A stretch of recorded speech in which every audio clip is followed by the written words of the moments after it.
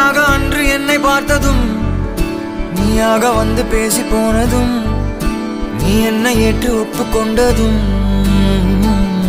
மறக்காதே. நிலாவை பார்க்க ஆசைப்பட்டதும்